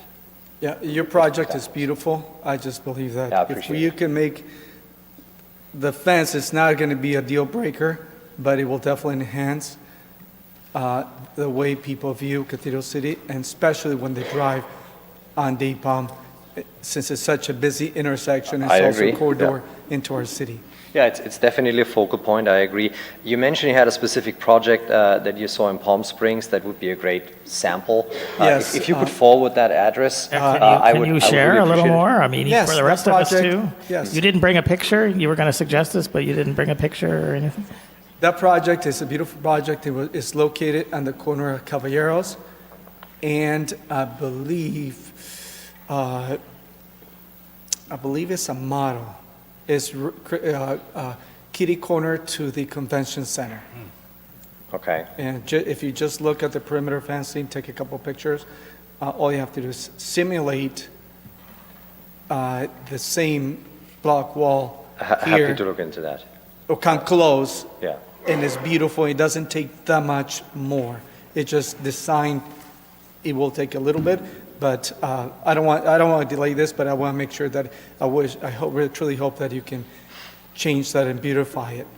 Yeah, I'm happy to look into this. Aren't a lot of those communities over there built with the exposed concrete Yes. block, that really modern look? Yes. Um, Yes. Exactly. I personally really like that look, so I think we think alike. That modern clean line is something that I enjoy incorporating in my luxury home products. That's certainly something, if the city is open to allowing us to build a wall like that, I think that would look wonderful.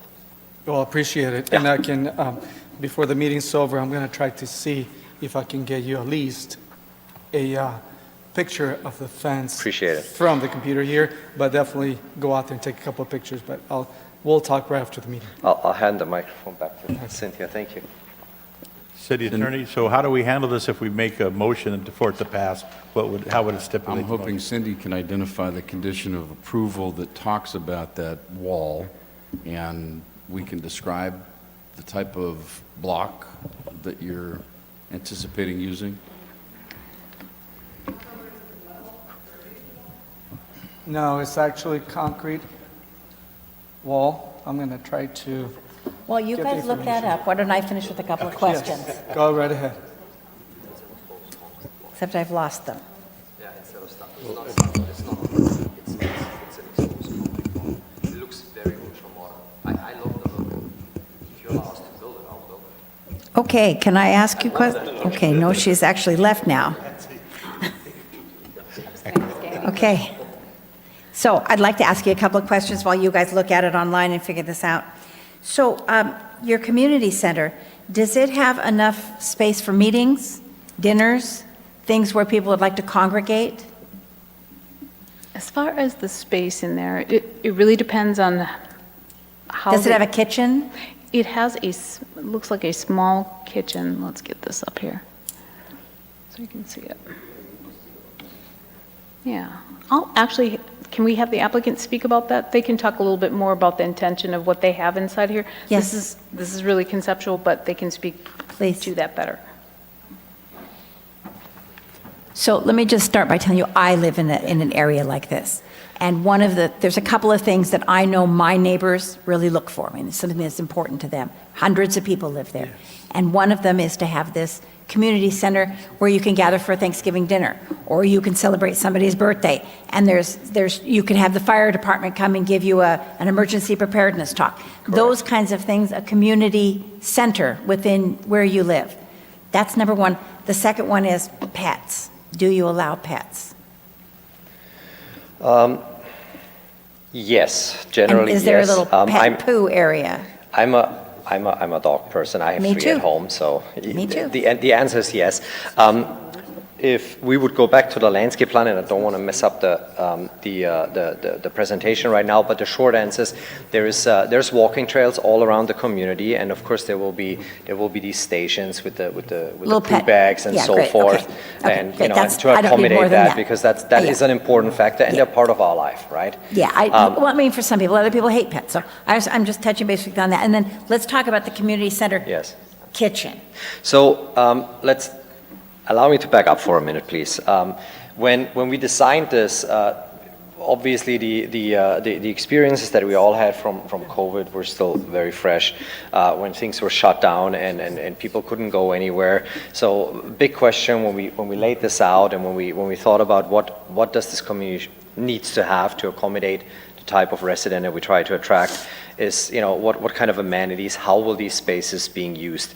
And then of course, there were a couple of musts in there, which is the postal area and then the leasing office. We wanted to add an additional workroom for people that work from home and need to get out of the apartment. Workroom where people can use the computer. There is a conference room. That conference room will probably apply to somewhat of a dual use when a proposed new residence comes in, and the leasing agent can use that conference room to make presentations. But that conference room is also available then for the residents if somebody has a home-based business or works from home and they need to meet a client or what have you. But there's not social areas. No, I'll get to that. The right side of the clubhouse is reserved for the fitness room, the yoga room, and the restrooms that also cater the pool area. And then there's the center corridor of the clubhouse.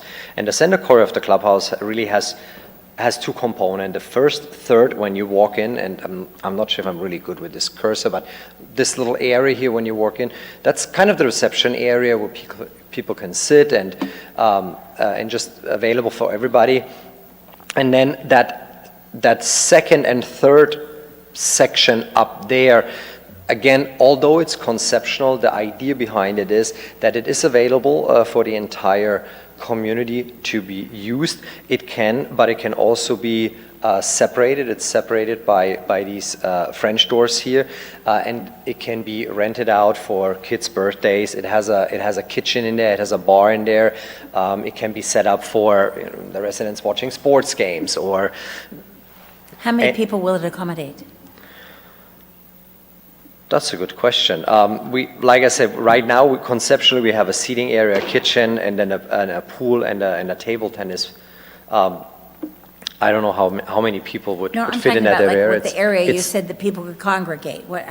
It's close to 1,400 square feet, so it's as a private event space. It'll for a family event, it'll do the trick. It will. Thank you. Yeah. Thank you for that. That concludes my questions. So if I can be so bold as to try to summarize where we are, I think you have two options. You can approve it the way it is with a request that they take a look at some of these things and consider ways to enhance the wall. That is not going to give you the ability to force that change, okay? If you want to force the change to a different wall, then I think it has to come back, because we don't have the ability from the floor here to design something different. If I can. Let me ask, do you have additional details somewhere about the wall that we can view? So we have additional information on that wall. If I can get to it, the best. Andy's nodding yes.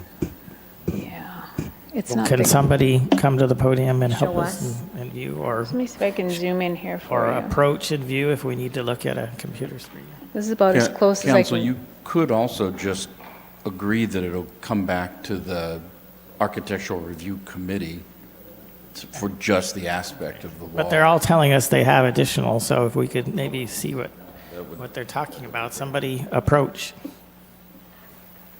Let's let the applicant tell you. Yes. Go ahead. This is as close in as I can zoom on this, but let's see, how do we do this? If you were to zoom into the landscape here a little more, unfortunately, is there a way I can just, how do you do the lines on top of the, I just want to trace it. I want to show you that this wall actually jogs in and out. So the elevation we were looking at earlier, that's only for Rosemount. The client wanted a lot more privacy along Dade Palm, but at the same time, he was very aware of not wanting to put a relentless straight wall. So we made this effort. Maybe I can describe it. Roughly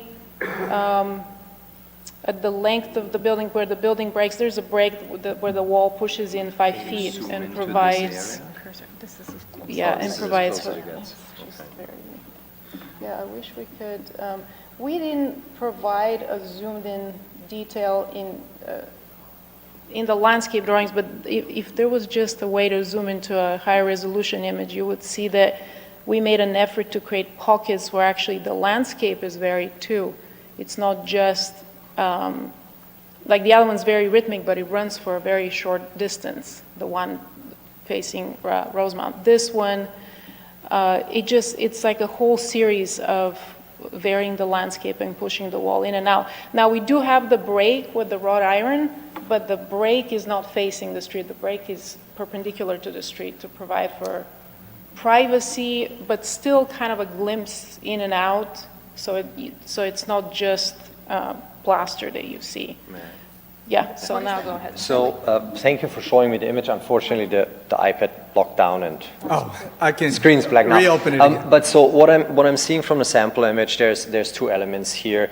Instead of having the wrought iron, there's metal slats, which are very modern. I use exactly those elements in my single-family luxury housing product that I'm building. And of course, then there's also, as an alternative to the stuccoed wall, there's the exposed concrete wall that shows these very straight lines. I love that look. To be quite frank, I was under the impression that I wouldn't be allowed to build that a stuccoed wall would be a requirement. That's why we did not bring that up. If you let me build a exposed concrete wall, I'll do it. I love that look. It would. I'm sure if there's an issue, we can actually help you here, Yeah. as long as it's. That's right up my alley. I mean, that's what we're doing with our luxury product. That's very modern, ultra modern look. Like I said, I was under the impression that this needs to be stuccoed and painted. And if I may add, in the applicant's defense, that is correct. That was what we had explained was required by the zoning code, is that there is a requirement to have the wall match. Now, if City Council decides that they would like a different product, it would be slightly different it would be a departure from what we've approved in the past. And so we worked with the applicant, as I mentioned, because they had a couple of different variations, and so we picked the one that we thought would work best for their needs as well as for the city's needs in terms of aesthetic and privacy and, having a variation along the Date Palm Drive as well as along the Rosemount Drive. And this was the compromise that we came to, where the offset, the wall actually jags. It doesn't look like that in the picture. That picture wasn't actually drawn by the architect. It was drawn by the landscape architect. So she didn't have exactly the iteration, but there's a 5-foot offset in sections all the way along the Date Palm. And then there's an opportunity to vary the landscaping along that. So it's a different vibe, it's a different feeling, it's a different aesthetic. So that's why we went with this, and it does meet the intent and the land use code, or the zoning code. So anyway, that's how we got there. We council, I believe that if we see, you're welcome. If we're able to change that, that will be my only hang up. I don't want to hold this project, but I want to make sure that hopefully we can work this out and beautify our city and give that perimeter wall a much better, you can say, look to our city. Yeah, like I said, I agree 100%. As Cynthia said, our original approach was different. We arrived at this design due to the feedback that we received from the planning department. If you can communicate and give us some wiggle room. Yes, can we ask the director his recommendation as to how to move forward? Sure. So to summarize some of the comments, and in my experience, nothing good happens when you try to design on the floor of a council chambers. So I think if we're at an impasse and there is a desire to see changes to this, really your best option is to either have this come back before the city council or to delegate the final design of that wall to the Architectural Review Committee. I would say that we have been reviewing this project for a year. There is a lot of design, a lot of thought throughout the project, including the Date Palm corridor, and I think the applicant and their design team has made a good demonstration, a good case for why the project should be approved tonight, and you do have a recommendation for approval from staff. But you are the policy body. This is before the council tonight.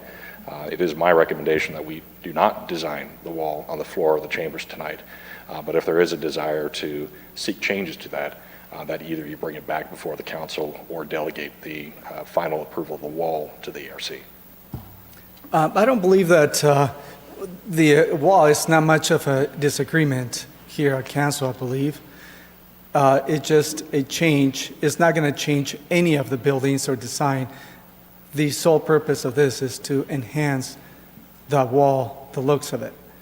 I don't believe, we're not trying to design it, we're just trying to come up with ideas to better that, and I don't And- think we should waste any time. I to do respect it. that. I would say that staff has expressed that the wall should have the same finish as the buildings, and that's the reason for the finish on the wall that's being presented to the council tonight. So in the interest of avoiding a decision that may contradict the code, where we may be violating a standard or language that's in the code, this may be something that is advisable for us to go back and spend a little bit more time looking at those alternate designs, if that's the direction from council, if there is a desire to make a material change to the wall. I understand where you're coming from, your point of view, but I would really like to avoid making a design change, even to the material finish of the wall tonight, because we don't understand all the ramifications. I think this is something that, if that is the desire of the council, let's go back, work with the design team, look at those alternatives and bring it back.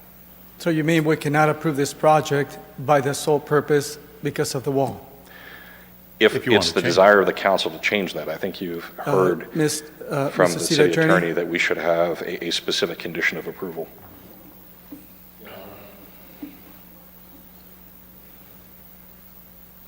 Our problem is that we want to have a project that planning staff can enforce and meets the expectation of the council, and unless we're specific about that, we can't guarantee that happens. I'm not trying to delay the project or do anything. We just want to be clear, and really, to be clear, they probably need to go back, have some conversation, and frankly, I would recommend that you just delegate that authority to the Architectural Review Commission or to the planning staff, one of the two. Or put it up and vote for it right now. Correct. The other thing is, the council does have to support this amendment of the condition to the project. So I would recommend we move forward with the public hearing, and then we can play with that when it comes time to make the motion. But we haven't opened the public hearing yet. Okay. Are we agreed?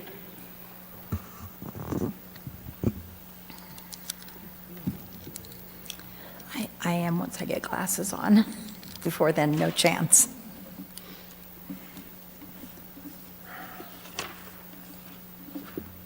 At this time, I will open the public meeting. Are there any members of the public who wish to comment on this item? Mayor, I did not receive any request to speak forms, but if you're a member of the public and you wish to comment on this item, please raise your hand. And I see none, Mayor. At this time, I will close the public hearing. Are there any comments from council? No, so I will offer to approve staff recommendation with the caveat that the design of the wall, final design of the wall be re-examined and the authority to approve be delegated to staff. Is that sufficient, Mr. City Attorney? Yes. I second that. All right. Okay, we have a motion by Mayor Pro Tem Gregory and a second by Councilmember Gutierrez. Please vote. You know, I'm just hesitant to push this button. I just want to be clear. What we're voting on is that we're proceeding forward with some vocal interaction between our staff and them to make some change of the fencing? No, it's going back to the architect. Approving the whole thing. Yep. Except the wall will need to get another approval by I staff. got to change my vote. Correct. The motion that's made would result in... Okay, I just need to hear that, City Attorney, please. The motion that was made would result in planning staff having the final authority over approval of the wall. They've heard your comments, but they're going to have final authority. It doesn't have to go back to the Architectural Review Commission, it doesn't have to go back to Planning Commission or Council. Thank you, I understand, and I have now voted. So my screen continues to say voting not available. Apologies, Mayor Pro Tem. There must be an issue with that. Can you please vocalize your vote even though you made the motion? Yes, aye. Okay. And motion carries, all ayes. And Boy, it was painful, but we got there. A lot of discussion about walls, huh? And Mayor, I do need to read the title of the ordinance. Please. This is an ordinance of the City Council of the City of Cathedral City, California, adopting a mitigated negative declaration and adopting an amendment to the zone map, change of zone 23-001. Thank you so much. We're moving on.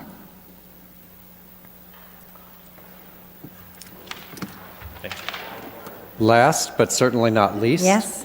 We Yes, have the- the I'm sorry, the approval of grant expenditure, a proposed grant expenditure under the SLESA funds that the police department receives from the state. This is for fiscal year 21-22 funds. And it looks like Commander Enos is presenting this one. Good evening, Madam Hello. Mayor, Pro Tem, council members. This presentation will be for the approval of a grant expenditure for Pharaoh's Technology 3D scanner. So over the course of several years, the police department has relied on outside agencies to assist with crime scene processing and documentation. The primary focus for allied agencies' assistance was to provide a 3D scan of crime scenes involving major incidents. These primarily involved homicides, serious assaults, and fatal traffic collisions. At times, excuse me, allied agencies were unable to respond to our request for assistance. This would lead to investigators spending a significant amount of time documenting a crime scene. The department has been looking to decrease reliance on outside agency assistance and acquire new technology for our staff to utilize. There are a variety of 3D scanning devices on the market, and staff has determined that Pharaoh Technologies 3D focus laser scanner to meet the department's needs to complete the scanning and rendering of crime scenes. The Pharaoh Technology 3D scanner is being utilized by each Valley agency and has been the industry leader for public safety crime scene documentation. So the Pharaoh Focus 3D scanner can complete a 3D scan of a crime scene quickly and efficiently. The scanners are easy to use and can be used in a variety of conditions, including high heat. What's pictured here is a scanner, and on top of that is a Pano 360 camera that is basically taking like a photo of the scene 360, and then the scanner below it is building the scene with the scanning. The scanner would allow investigators to complete other tasks on the scene of incidents while the Pharaoh scanner completes the scene diagram. A smartphone companion Pharaoh app can be used to help streamline the process. What's pictured there is the Pharaoh scanner set up in a crime scene, and then there's a phone app that's utilized and it helps visualize as the scanner builds the scene as it's scanning. So two images here below are the rendering from the Pharaoh 3D scanner software. The one on the left, the lower left, is from a case study out of Marietta, Georgia, where they utilized photos and the scanner and were able to present. This was a video. I couldn't get the video to embed into the presentation, but created a video for a jury to watch, and this was a homicide investigation. So the scanner was utilized and built a video that was presented to a jury where they didn't have video. And then the other picture is just a basic scan. It shows two vehicles, projectiles, and so forth. So the technology, or the package that they provided to us, includes the scanner, the PanoCam mount, carbon fiber tripod, battery, the software for both the 3D scanning and the scene building, and then training for both the scanner, the software, and then a warranty as well. With that, the software is very labor intensive, and we do not have a computer terminal that can support that software. So utilizing the specifications provided by Pharaoh, the IT department built out a Dell computer to handle the software that would be sufficient enough for an extended period of time. They secured a quote from Dell in the amount of $8,513.93. That includes tax and shipping. So the total cost for the Pharaoh Technologies 3D scanner is $72,966.82. However, they've also agreed to lower the price by 5% if it was purchased within 30 days. The total cost of the computer, as I said, is $8,513.93. So the total cost for the scanner and the computer is $81,480.75. Councilmember Carnevale has graciously agreed to provide $40,000 of his district funds, which we greatly appreciate, towards that purchase. And Councilmember Gutierrez has likewise graciously provided $10,000 of his district funds, which we also appreciate. The remaining $31,480.75 will be expended for the 2021-2022 SLESA funding. This goes with the 5-year strategic plan of the Goal E, safety, action item E3, expand the use of cameras and other technology to promote public safety. And the recommendation is to approve the expenditure plan, appropriating supplemental law enforcement services account for fiscal year 2021-2022 allocation of a Faro Focus 3D scanner and Dell computer workstation. With that, I will try to answer your questions. Thank you. Councilmember Carnevale? Thank you. Now, you know, in the computer world, things are obsolete the next day. What's the lifespan of this product? How long will it keep going? And Agencies have been using this for quite a while. It's the industry standard. I've spoken to a representative from Faro. They are by far the industry leader. I couldn't find any other agency that was using any other type of device.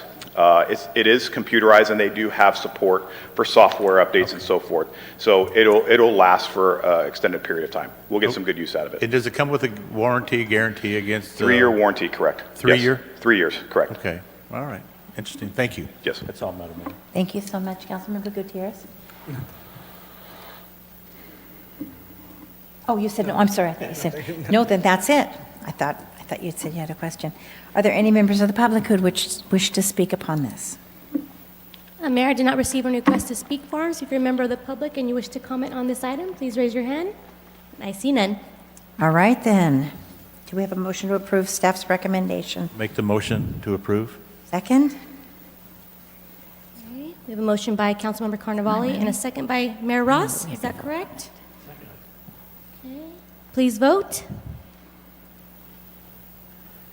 Well, in a perfect world, I'd be happy to do that. Yeah, I'm going to have to verbally give you an aye. Okay, we have an aye by Mayor Ross and an aye by Mayor Pro Tem Gregory, correct? We need a This used to Cessla. be her computer, didn't it? Now I understand. Uh-huh. Yeah, it really is the Yeah, computer. it really is. We are. Generally happy with this one. This Yeah, is. and that's not All right, working. let's try this again.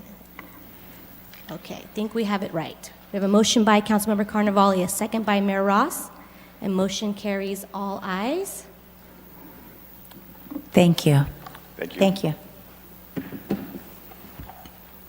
And we have discussions on any future agenda items. And I have one. Could you turn my microphone on? Do you have the Yes. ability to do that over there? It's on. Let's try turning it up a bit. All right. Yeah, there you go. Thank you, if I may, Mayor. So there's an old saying that if you find yourself in a hole, stop digging. So I would like to place on our next agenda consideration of a moratorium on the issuance of any building permits, use permits, any further licensing for any new cannabis facilities, operations, or expanded operations until we have a chance to review it, whatever is a reasonable amount of time or a legal amount of time to do that.